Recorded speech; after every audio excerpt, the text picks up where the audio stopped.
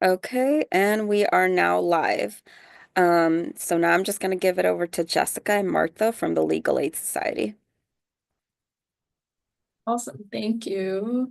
Hi, everyone. I'm Jessica. I'm a paralegal case handler at the Legal Aid Society in our public housing unit. And I'll be doing the presentation on rent arrears in public housing and PAC developments.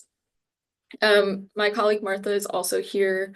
She will be monitoring the chat for any questions that come in during the presentation and answering those. Some of them might be saved for the end. I'll have time at the end to answer in like a formal Q&A session type of thing.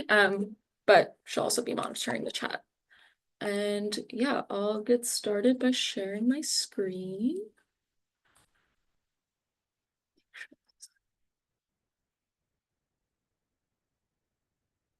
Okay, and can everyone see the presentation? Cool, awesome. Okay, so I will get started. So like I said, I'm Jessica. I'm from the Legal Aid Society's Civil Practice Public Housing Unit, and today we'll be talking about rent arrears in public housing and PAC developments. So to get started, there we go. To get started, what are rent arrears? So rent arrears refers to any back rent that a landlord claims a tenant owes. So in simpler terms, it's unpaid rent. And we see it in public housing and PAC developments for many different reasons, but some common causes of rent arrears are loss of income. So for example, loss of employment, loss of benefits, could also be because of benefits delays. A tenant might be withholding rent due to conditions in their apartment as a way to pressure NYCHA to make the repairs that they need. And also someone might have rent arrears because the rent does not reflect their current income. And we'll get into this on the next slide, because rent is calculated based on income. And so we will get into that here. So how does NYCHA calculate rent? Rent is calculated at 30% of the household's adjusted gross income based on completed annual or interim recertifications, which we will get into on the next slide. But certain types of income are not included in that rent calculation. For example, non-recurring or sporadic income, educational assistance, for example, scholarships, or if a student is earning income in excess of $480 and they're a full-time student, their income is not counted. Income earned by minor children and SNAP benefits are also not included in that calculation. There's other excludable incomes as well, and that's all listed on NYCHA's website. Then there's also shelter allowance. So if a household's entire income is public assistance, their rent will be set at a fixed amount based on the number of people on their HRA budget, and HRA will pay what is called a shelter allowance directly to NYCHA. If public assistance is only part of the household income, then there's a separate calculation. All right, and 8 ways to pay rent. So NYCHA lists out these 8 ways that folks can pay their rent online. There's like a rent portal. There's through someone's bank website, they can set up NYCHA as a payee if they have like automatic bill pay with their bank. By phone, through the authorized credit unions, by mail, payroll deductions for those that are eligible might be paid by HRA, like we just discussed, or authorized third-party payers. And so now we'll get into the annual and interim recertifications. So tenants are required to complete an annual recertification, disclosing the household composition and gross household income. And NYCHA uses that recertification to set the amount of rent for the upcoming year. So essentially, that 30% number that they get is based on last year's income that folks report. And if a tenant is in between that period of annual recertifications and they experience a change in their household income or their household composition, then they can let NYCHA know by submitting what's called an interim recertification. And the policy for reporting income changes is 30 days. And it's super important because tenants might not see their new rent reflected on their rent statements for up to 90 days from the time they submit that interim recertification. And if the new rent is lower because they had a loss of income, then tenants will receive a retroactive credit for the months between the submission of the interim recertification and the time in which it is processed. But that retroactive credit will only be granted starting at the period from that interim was submitted. And that's why it's super important to report the income change as soon as possible. So for example, if you had a loss of income 6 months ago, but you didn't report it to NYCHA until 3 months later, that retroactive credit that you get because you're is only going to go back to when you submitted that interim, not to when the loss of income happened. And what's also important in and was something that came out of a case called Fields versus NYCHA is that while the interim recertification is pending, NYCHA cannot serve a rent demand. They can't commence a non-payment proceeding in housing court, and they also can't serve charges alleging chronic rent delinquency against the tenant. And that's super important as well because that means that there is a protection while the rent is getting adjusted for tenants. And failure to report changes to the household composition and household income can lead to retroactive charges and termination of tenancy due to misrepresentation. All right, now rent grievances. So if a tenant does the annual recertification or the interim recertification and they disagree with the rent that NYCHA has calculated and set for them, then they can submit a rent grievance to dispute that amount through the self-service portal. And there's also protections with the rent grievance. So during that time in which it is pending, NYCHA cannot initiate a non-payment proceeding against the tenant. They cannot initiate administrative proceedings for the sole charge of chronic rent delinquency. And they also cannot proceed with existing non-payment proceedings in housing court that pertain to the period covered in the rent grievance. So the case should be adjourned if that is the period covered in that case. And the first step in a rent grievance is to have an informal conference with the property manager. If the tenant does not agree with that decision, they can appeal the property manager's decision, and that will lead to an impartial hearing with the Office of Impartial Hearing. Something we see a lot when it comes to arrears in public housing is when there's remaining family members involved. A remaining family member is a tenant who becomes head of household through succession. So if someone passes away or vacates the apartment and they are other people remaining in the household, they can succeed and become head of household through this process. But whether the head of household passed away or vacated, RFMs are not responsible for the arrears that accumulated up until the recorded vacate date of that head of household. What's important, though, is that RFMs are still obligated to pay use and occupancy while their RFM grievance claim is pending. And so for that period of time, they're not paying rent, they're paying use and occupancy. And NYCHA is obligated to set that use and occupancy amount based on either the income of the RFM claimant or the previous rent amount, whichever of the two is lower. And so it's really important if there's a client who is in a holdover case and NYCHA is seeking UNO, it should be set at that. It's important to make sure it's set at that proper amount, which is the lower of either of the two options, which is either the previous rent that it was with the prior head of household or the RFM claimants based on the RFM claimant's income.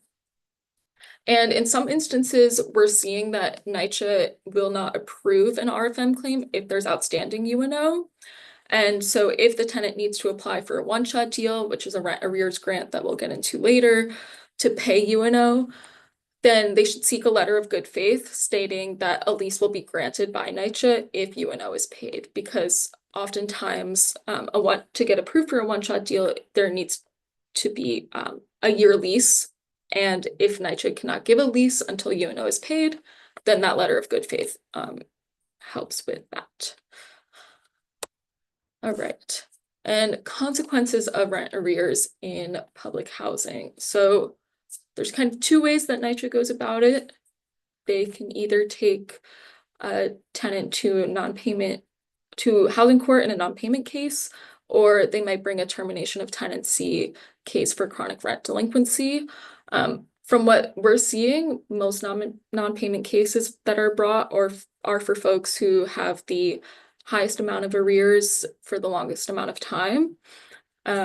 And that's what we're seeing right now, although we do know that that might be changing somewhat soon because NYCHA is receiving a lot of pressure to improve rent collection. And it's also not completely set out as to when NYCHA chooses to bring a non-payment versus a termination of tenancy proceeding, but we'll go into what both of them are in more detail. But some common issues we see for tenants with arrears in public housing as it relates to these two proceedings is one, the rent sought by NYCHA is based on the household's adjusted gross income that includes the income of a vacated household member. So if someone vacated the apartment and no one let NYCHA know, the rent is still going to be based on the income that includes that person that vacated. And so when NYCHA brings these cases, the rent might not actually be reflective of the household composition anymore.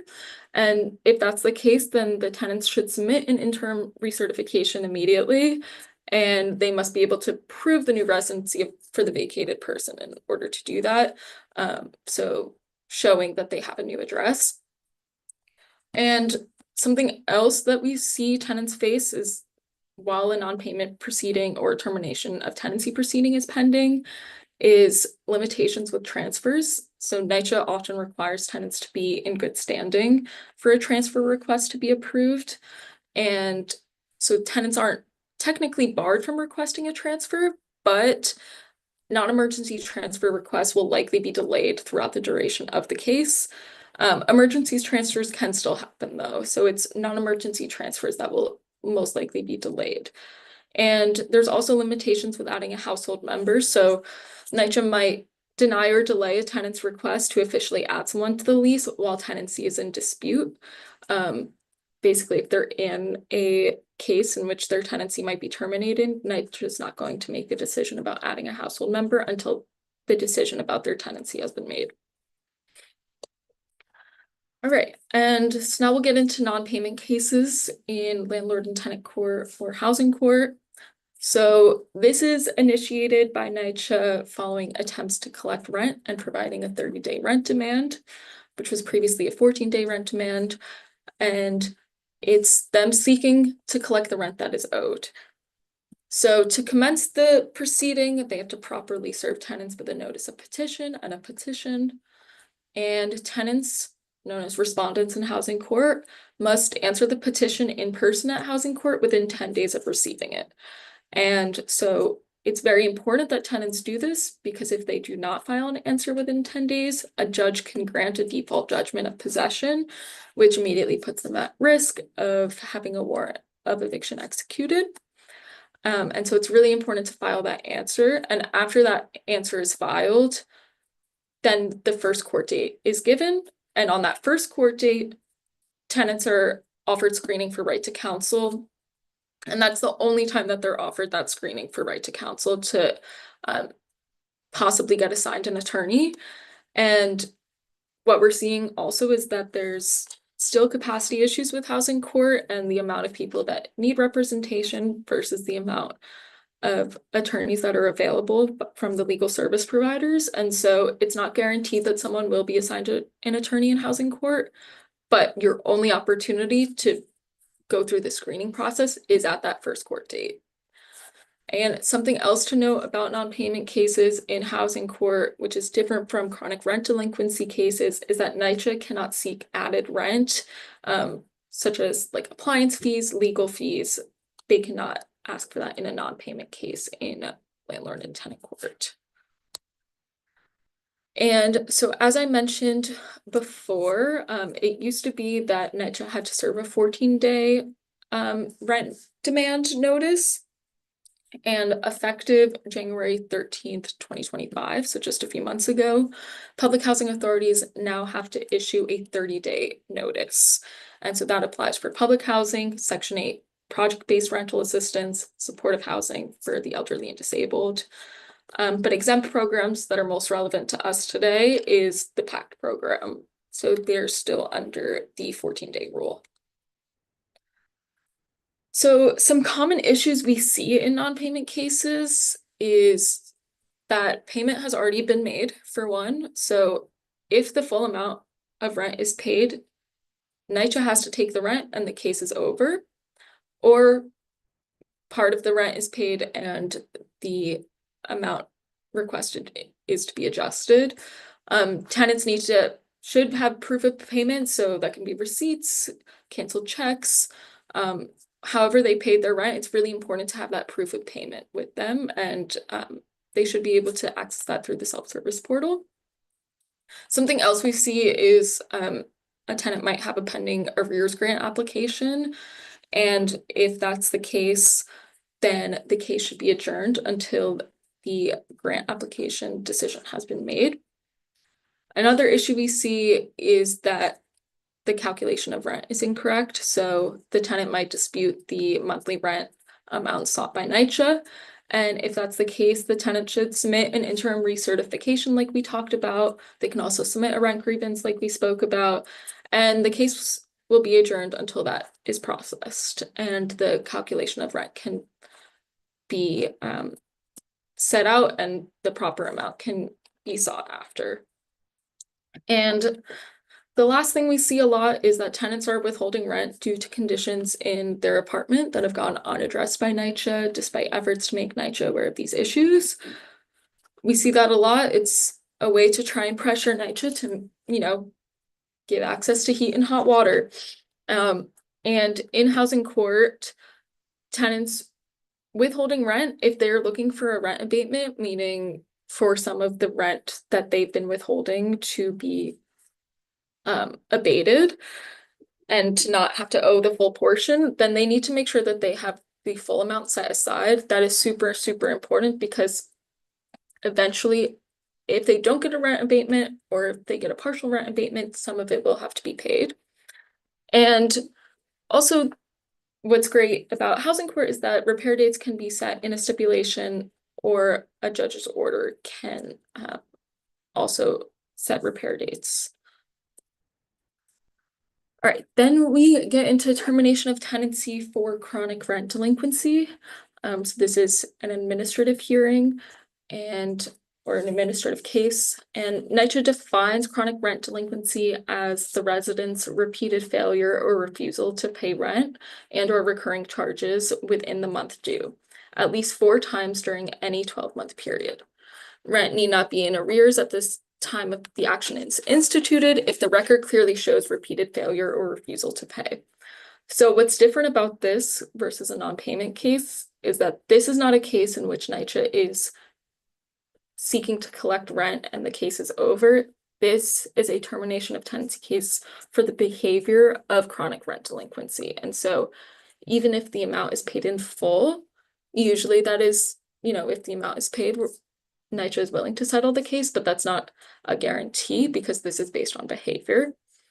And NYCHA paused a lot of these proceedings for chronic rent delinquency during COVID, but over the past few months, we've seen an increased volume in these cases again, where the sole charge is CRD, and it's most likely NYCHA's efforts to improve rent collection. They've been receiving a lot of pressure to do so, and that's because they have about $500 million in arrears currently outstanding throughout all of their developments. And it's important to note also now that this is happening, where we're seeing more CRD cases, that if a CRD case is initiated while a non-payment case is also ongoing, the non-payment case should be discontinued. And because it is not NYCHA's intention to have a CRD case going at the same time as a non-payment case, but we are seeing that that might start happening given that there's been an increase in volume in chronic rent delinquency cases. And I also want to mention that NYCHA has to take a lot of steps and make a lot of attempts to collect the rent before they can bring a CRD case forward. So there's a lot of steps before it reaches this point where they're leaving different notices, and the property manager has different steps to take. And so strategies for defending CRDs, like I said, paying the amount in full is not enough for the case to be over. It's often a way to have the case settled, but it is not a guaranteed way for the case to just be done. Whereas in a non-payment case, NYCHA is simply seeking to collect the rent and then it's over. So these are just strategies for, showing that the behavior won't recur or that the behavior didn't occur in the first place. So they're similar still. Payment, the rent has already been paid in full or in part by the tenant. If there's a pending arrears grant application, the case should still be adjourned. It will still be adjourned until a decision has been made. And same thing with calculation of rent. If they're disputing the calculation of rent, they should still do the interim recertification and the case will be adjourned until that is processed.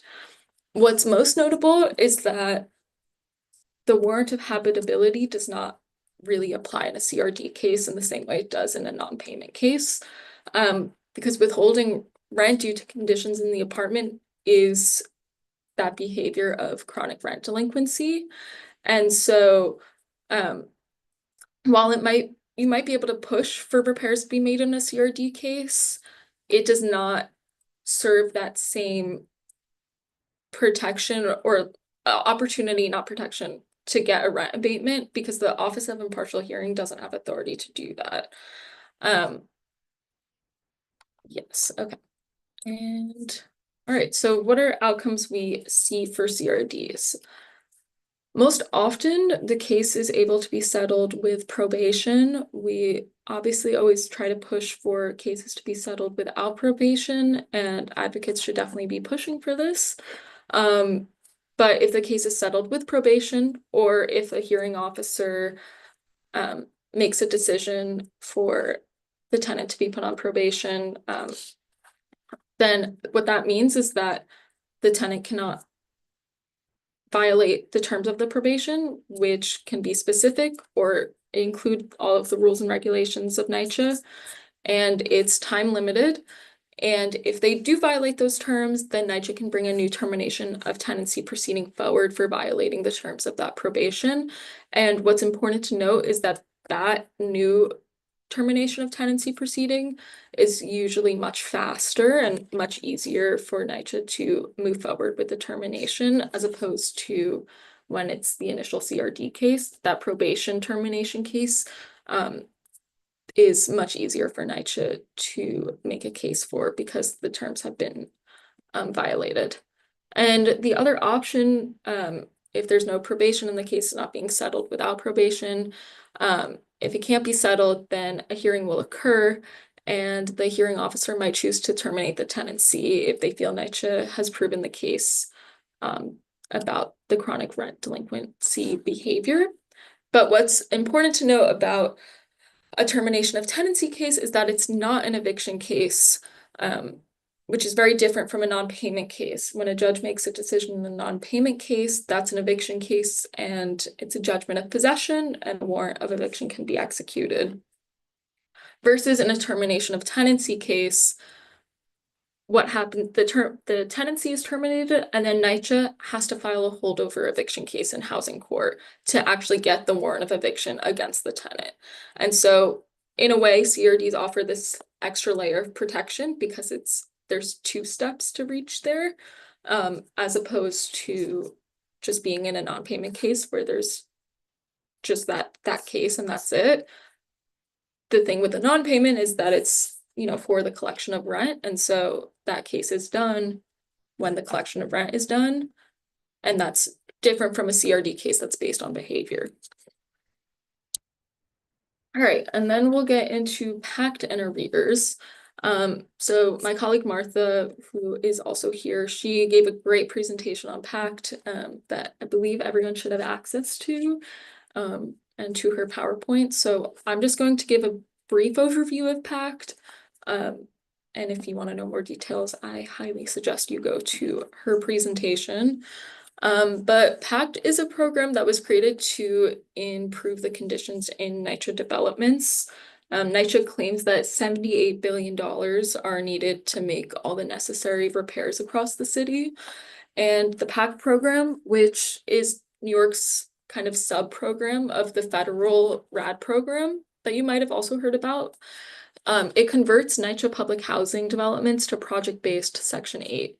And so essentially, the developments are leased to private management companies who can raise more funds for the development, and then tenant subsidies are funded through Section 8 as opposed to public housing, which is Section 9.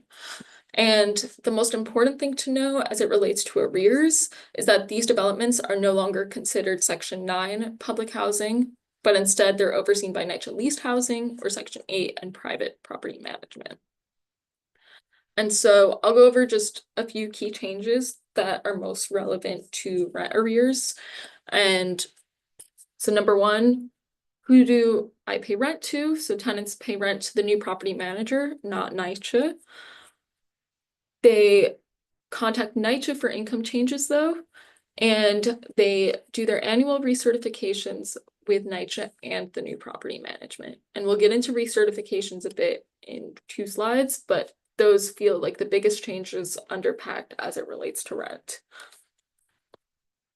But arrears under PACT in general. So under PACT, the new property manager can seek arrears allegedly owed by a tenant by commencing a non-payment proceeding in housing court. There's no longer CRD cases under PACT because CRD cases are administrative proceedings under NYCHA. Because NYCHA collects rent in public housing. In PACT developments, the private property manager collects rent, and so they have to bring a non-payment case for arrears. And payment plans can be made at the discretion of property management, and property management cannot sue a tenant for the Section 8 portion of the rent.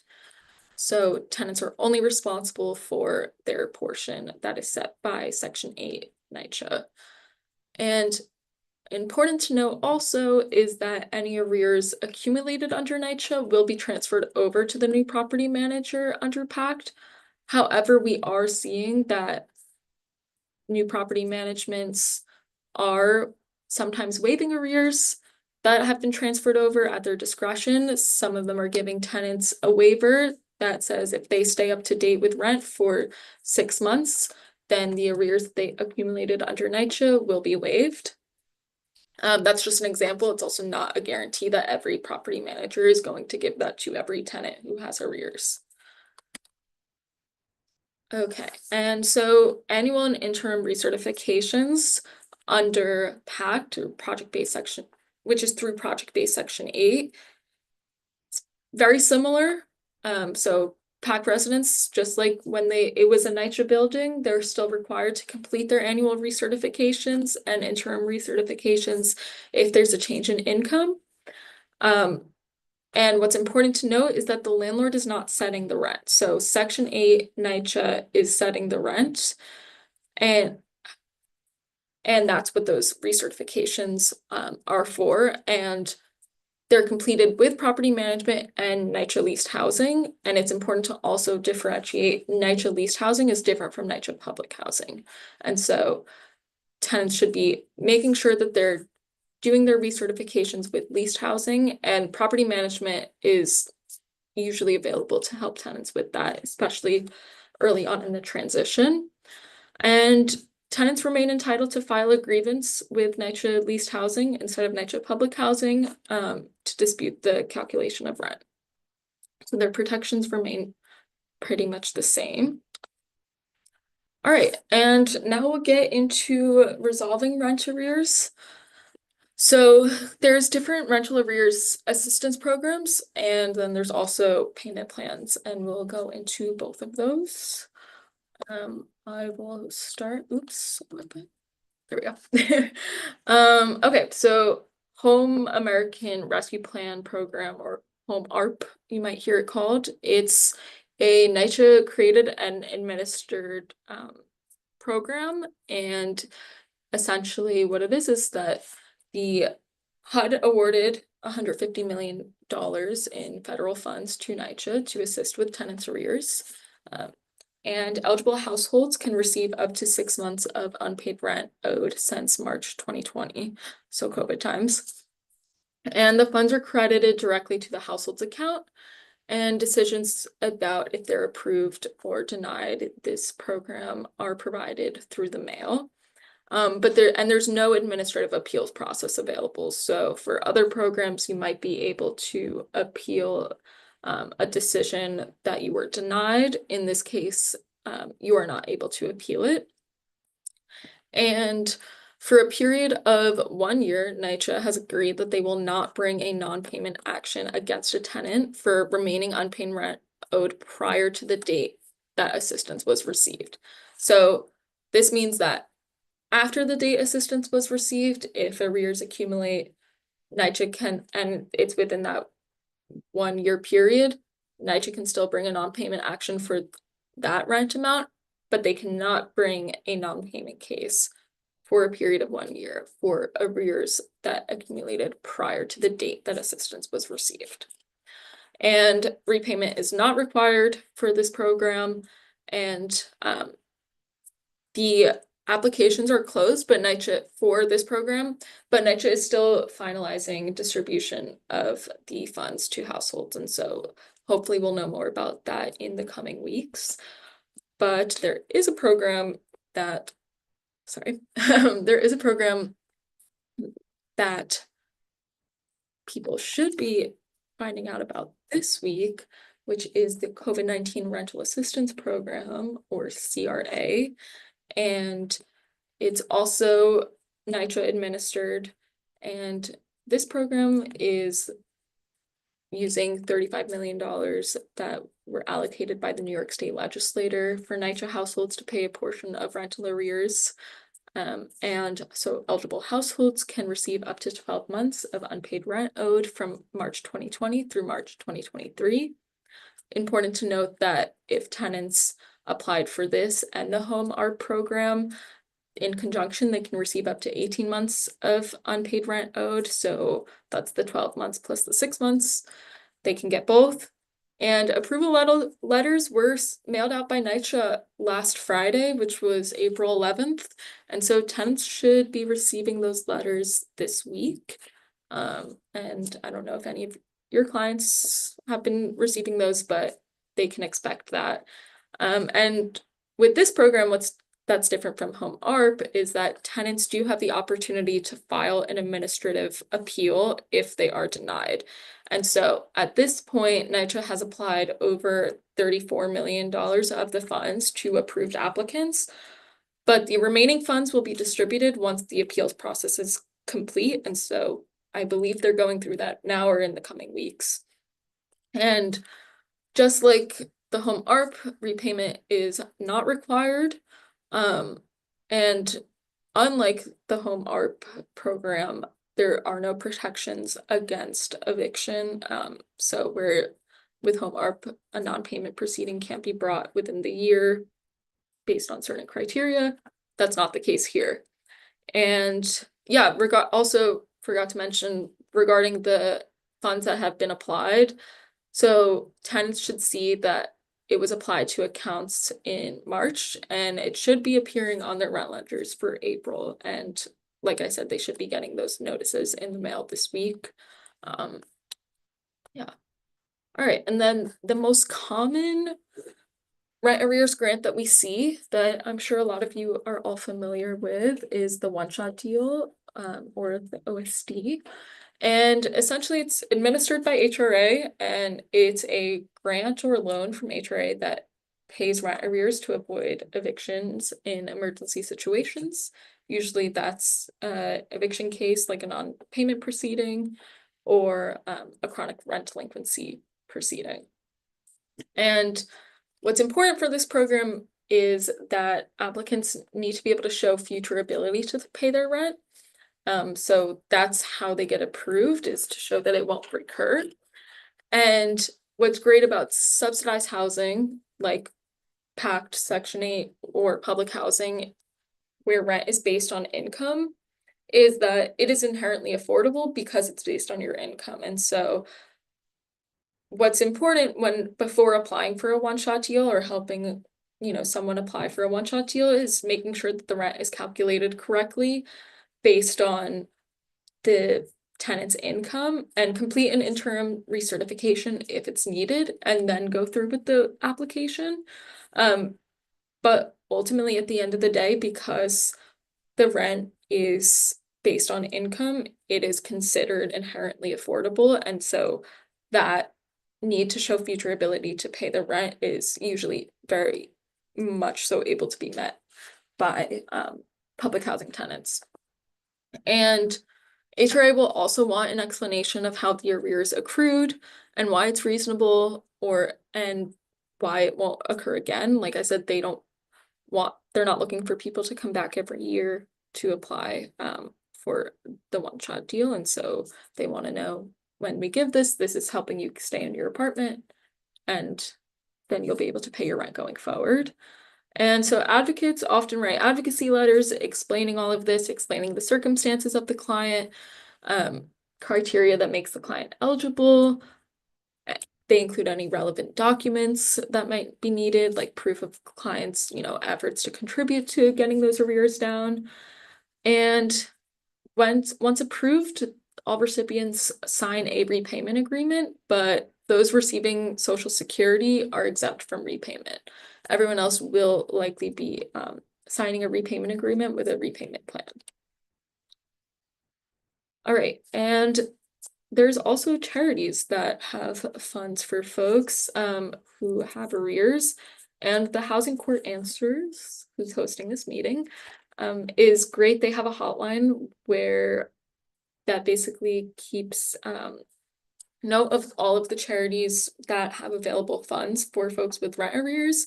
And most charities give under $1,000, so it's usually something that comes in conjunction with a one-shot deal, or just to like top it off, if that makes sense.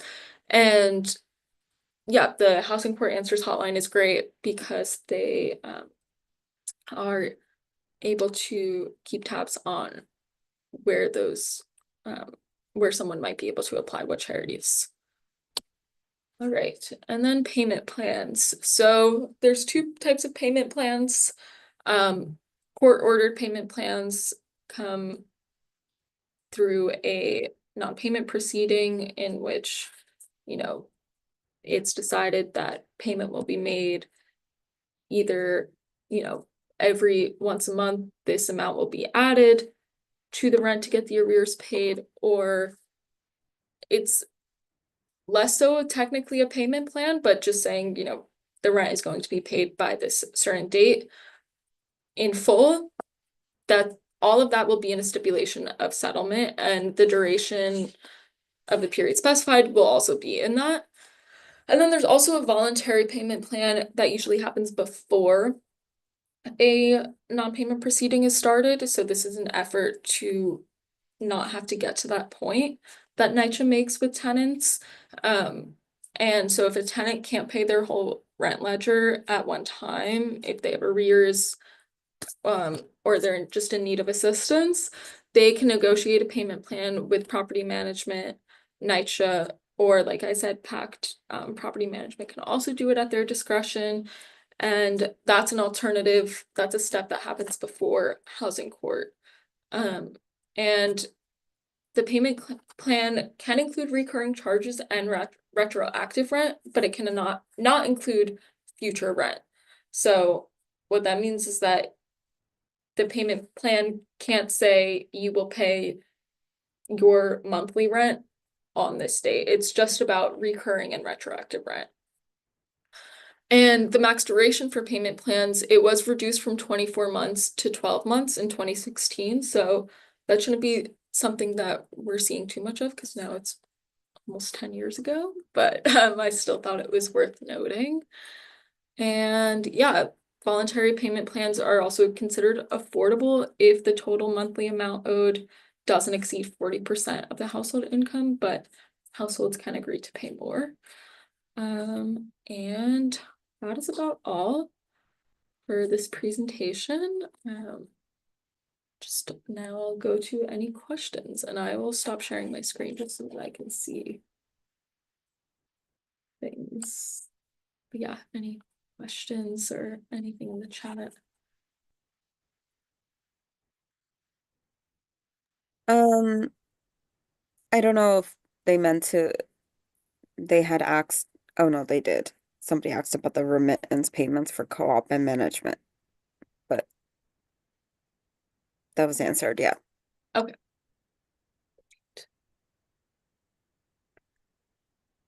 So just going to give everyone a minute to put in their questions. In the meantime, just going to let everyone know if you are a tenant or if you have tenants who want to attend like a tenant-friendly version of this training. We have weekly trainings on our website and it's a Zoom link. They don't have to pre-register or anything, so I'm going to post that. Um, so just if this training could be sometimes a little in depth for people who are not familiar with the process. Um, but if you have a tenant and you want them to attend a training that's specifically meant for tenants, we have like our monthly schedule up. We have trainings on rent arrears, how to get a lawyer, harassment cases, non-payment holdovers. So you can feel free to check out the schedule. Also, we have other part of our NYCHA series trainings. Next week we're having, well, not next week. Yeah, repairs next week, and then remaining family members. Also, we have a couple of other different trainings, like good cause eviction. That's not part of the NYCHA series, so feel free to check that out. And I think people were able to put in their questions. Jessica.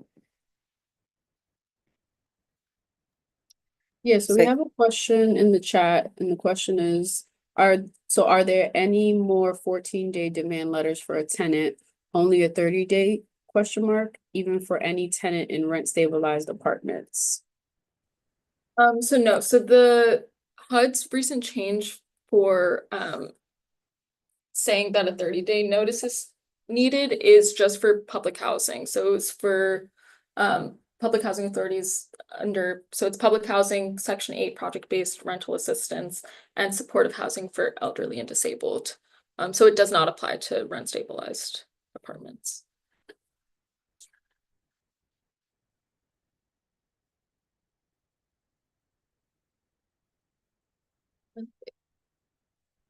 and I think there was a question above that from Elizabeth when they said, can you share more about how housing court non-payment cases are proceeding in housing court? My understanding is there have not been many non-payment cases filed post-COVID. Mm. And just to clarify, Elizabeth, is this non-payment regarding public housing or PAC development or different? Just want to make sure we have a clear understanding. Public housing. Yeah, so I think that is correct. In that NYCHA was bringing mostly cases that they were seeing as people with the most amount of arrears for the longest time. But my team was speaking with NYCHA just yesterday, and they are getting a lot of pressure to improve rent collection because rent collection has not been as strong since COVID, as we all know. And so changes haven't been made yet, but in the coming weeks, we were told to expect some changes in what we're seeing in terms of non-payment cases as well as CRD cases. So yes for right now, but soon to change most likely. Okay. And it looks like Lucy answered Elon's question.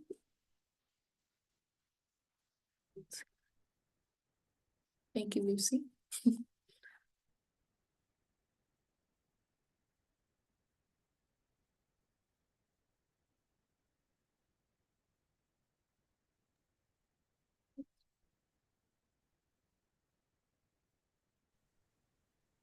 I think there's a question. How is staffing at project offices at this time? Is it generally possible to walk in and be seen by a housing assistant or any staff working remotely?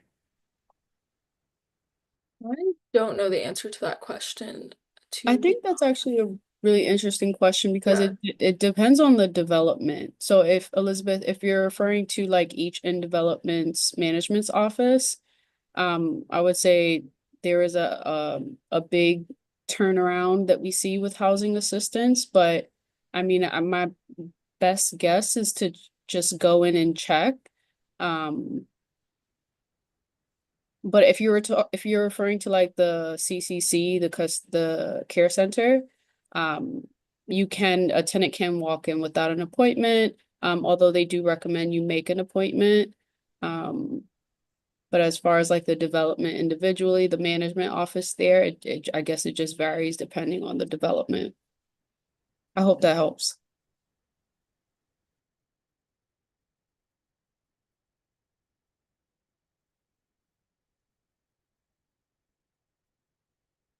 Is there a page clearly explaining the difference between CRD and non-payment cases and how to support tenants resolve each?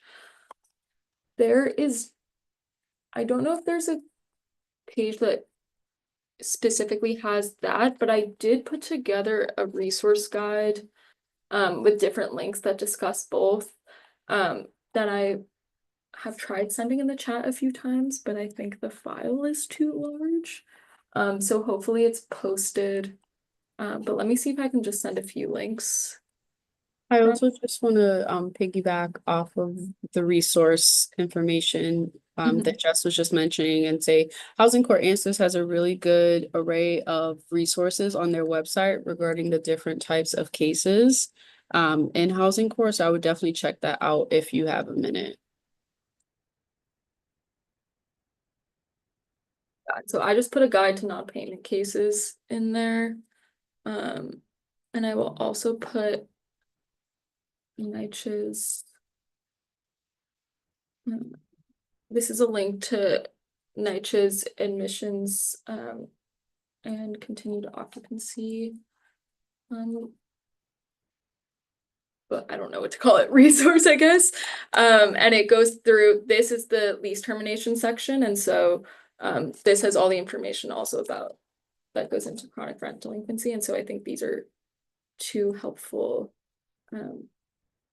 resources to get a sense of the difference, but there's nothing that's a good idea. I think maybe my team will put that together, a good like side-by-side guide of CRD versus non-payment, but there's nothing like that at this time.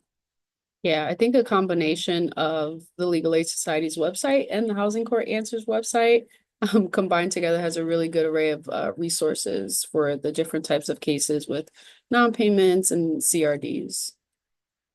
Hopefully we'll be able to put them together in one space.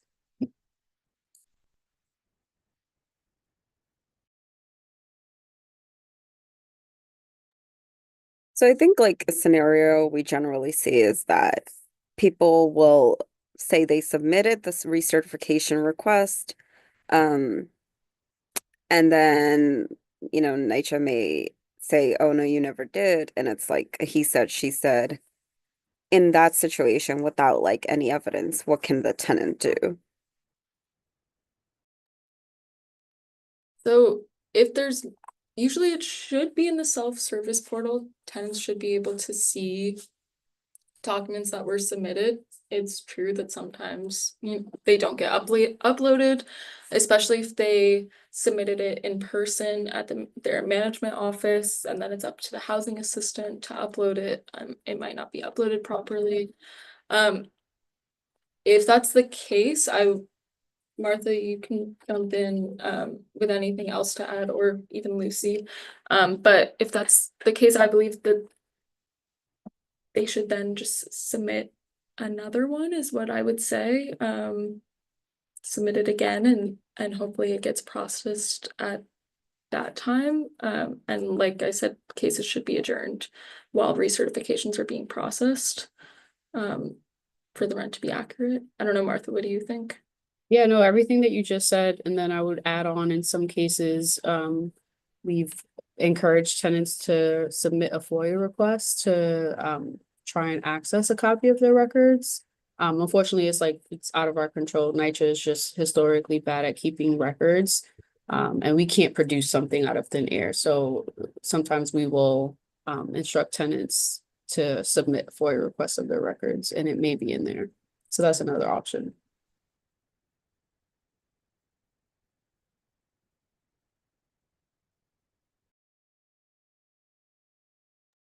Okay. I'm just gonna check if there's any questions on the live chat. I didn't see any before, but yeah, I don't see anything. If anybody has any other questions, just feel free to drop them now.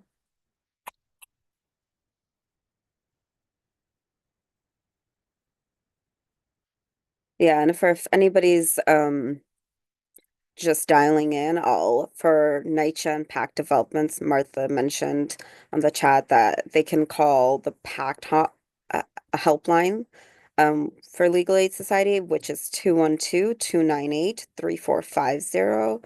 Again, if you want to write it down, 212-298-3450.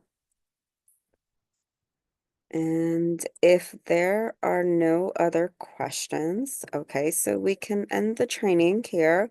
Just a reminder, we do have our continuing NYCHA series. So next week we are discussing repairs, and then I believe remaining family members, and I think we'll be adding some other trainings to the website. Yeah, so just feel free to check it out. And we have some non-NYCHA trainings. This Friday, we have a good cause eviction law training. Thank you, everyone. Thank you again to the Legal Aid Society, Jessica, Martha, Lucy, too. For anyone who doesn't know, Lucy is a lawyer at the Legal Aid Society, so if you were confused, but yeah, her information is correct. She was answering some of the questions. But yes, thank you, everyone, and everyone have a good evening. And just remember, this training and the materials will be uploaded on our website. And I'll drop the link again just in case you need it. And if you have any questions or you're confused about where to start, you can always feel free to call the Housing Court Answers hotline at 212-962-4795. Again, that's 212-962-4795. And thank you, everyone. Have a good afternoon. Thank you, everyone.